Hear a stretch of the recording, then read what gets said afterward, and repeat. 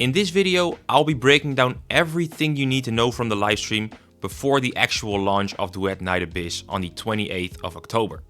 So without further ado, let's get right into it. So the first thing that I want to go over is that we actually get 7 characters for free. As you can see with Berenica, right beneath her name it says rewarded after their first login. This is because we've reached the 15 million pre-registrations mark. So we get her for free when we log in the first time. Bam, get her. Then Rebecca, you unlock her after you unlock the Sanctuary, which is basically just playing through the game. The same goes for the Outsider, Daphne and Margie. They are all obtainable after playing through the main story. And then you have Truffle and Filber, who you can get from the special side quest that will be in the game as well. And then you have Lisbel, who is actually a new character. She wasn't teased or pronounced before this live stream, so that is pretty cool. And she's going to be rewarded from Mystic Maze. Mystic Maze is going to be, from what I saw from the live stream, a roguelike mode.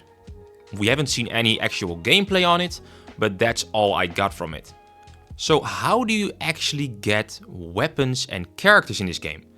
Well, you guys probably already know that you have shards and you have characters. And in order to get a character, you have to have a certain amount of shards. But how do you get those shards? Well, that is through missions that you unlock by getting secret letters. I'll break it down really easily for you because this probably seems a bit complicated, at least it did for me. So, how do you get secret letters? Well, there are a couple of ways. The first one is you can get them through dungeons. And every enemy in the dungeon has a certain amount of chance to drop a secret letter clue. And I say this not by accident. A secret letter clue is not the same as a secret letter. I will explain later what the difference is. But they have a certain amount of chance to drop a secret letter clue. And by getting those secret letter clues, you can then exchange the secret letter clues for secret letters in a shop. And the reason why they went with this approach is that before, you had a chance to drop a secret letter for a certain character after completing the dungeon. But that can also be for a character that you do not want to work on, which kind of sucks, right? So what they went with is for every 10 secret letter clues you get, you can buy 1 secret letter of choice that can either be a character, a weapon, a demon wedge. It can be anything. And you can choose what you want to work on, which I think personally is pretty great. You can actually choose what to work on instead of it relying on RNG. I really like that. So the second way of obtaining these characters and weapons is through a permanent mode called the Nocturnal Echoes. This mode is kind of like a boss mode, where you just fight a boss and you get secret letters automatically. Not secret letter clues, no, secret letters immediately. I do not know whether this is RNG or not. Whether you can choose what boss you want to fight and then you get a certain secret letter for a character or weapon that you want. I do not know that for certain. They didn't specify that, I believe. If they did, let me know. So now I quickly want to go over the shards for the newest character in the game, Psyche. And this is not only going to be for Psyche, but for every upcoming new character. Every upcoming new character's shards will only be available through something called the Theater mode. And the Theater mode is a mode where you have to achieve stars. I'm guessing it is kind of like an end game mode, where if you play enough and you get enough stars, you get secret letters for the newest character.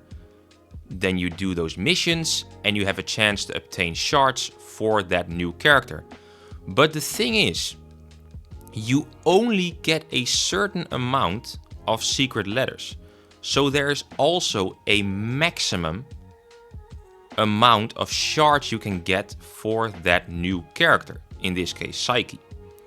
So the moment Psyche comes out, she is not infinitely farmable. And she is gonna be in the future, but for the time being when she's the newest character, she isn't gonna be farmable infinitely. But when a new character comes out, that new character will move into the theater mode, and she will be the next that won't be infinitely farmable. But then Psyche will move on to the Nocturnal Echoes mode, and there you can farm her infinitely.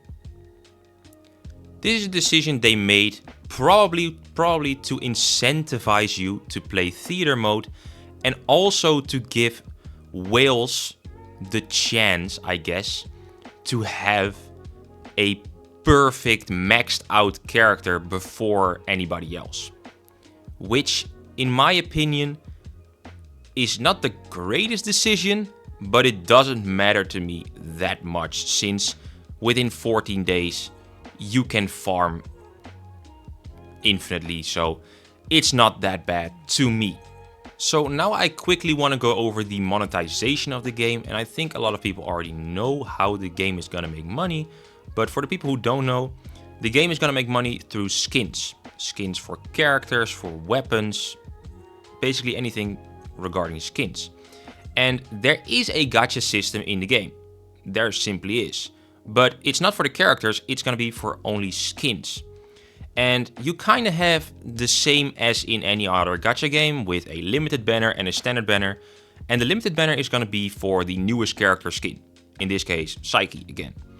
And then the standard banner is kind of like for Rebecca or someone else, anybody who isn't on the main banner or isn't a new character. So that's basically what they're gonna do with the monetization. And for the people who wanna know, there is gonna be a Christmas skin coming out, which is kind of fun, but it is paid for. It is not free. So I thought I'd put it in there for anybody who really cares, but to me, it isn't that impressive. Now, as for the events, I feel like they are pretty mid in terms of content. And hear me out, in terms of content. The rewards, on the other hand, are actually pretty good. So the content we get is kind of like one event, at least from what I saw, per 14 days. And with this, I mean a limited event. You also have events like the ranking up. When you rank up, you get pristine hourglasses, right? Every game has that for newer beginner players. But the limited events are kind of like 1 per patch or 2 per patch, which is kind of low, in my opinion. Just in terms of playability. But I do have to admit that this game is different from other games, because the replayability of the game is actually in the game itself. When you have a game that the whole point of the game is to farm and replay the game again and again, when you can infinitely farm, you don't need that many events, many combat events. When the game itself is an event in itself, you don't need that many events, right? At least that's how I look from it. If there's enough gameplay and enough to grind for, then the events are kind of like second rate, or not even extremely needed, aside from the rewards you're getting from them. So that's how I feel about the events. You get a login event, simple, basic, everybody or any gacha has that. And all in all, you get 13 pristine hourglasses and I believe 20 of the limited hourglasses. The game itself, as you can see here, it says 35 pristine hourglass. I don't know how they came up with that. And you also get 2 other weapons for free through the story, which I also did not see in anything before this page. And you look at this and you're like, damn, We get 7 characters for free. You can farm for Psyche. You get 3 weapons for free. You get 25 or 35 normal pools, 20 gacha pools or limited pools. But that's not it. There is more. Remember when I talked about the 15 million pre-registrations? Yeah, we got Rebecca for that. Or Rebecca, we got Berenica for that. But on top of that, you get another 25 pristine hourglasses. And even more rewards in terms of coins, secret letters. So the rewards we're getting in the beginning of the game are, in my opinion, very fucking good and very fucking generous. So overall, I think the update itself, the rewards we're getting, the gameplay we're gonna have to wait on, of course, I think it's looking very, very good. I'm not gonna lie.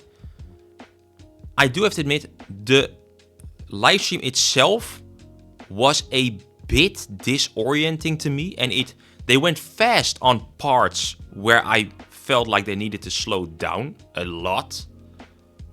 And then when they're talking about the music, they're taking their time like it's Friday night. Like, for real, they had way too much yap in this livestream, in my opinion. So the livestream quality can be a bit better to me. But the overall update, which I care the most about, is actually very good in my opinion. So let me know what you feel about this, and if I didn't explain something very well to you, let me know. You can ask any questions you have. I'll probably be able to answer them in the comment section. And yeah, I'm super excited. Gonna be streaming on the 28th, and I'll see you guys in the next one. Bye.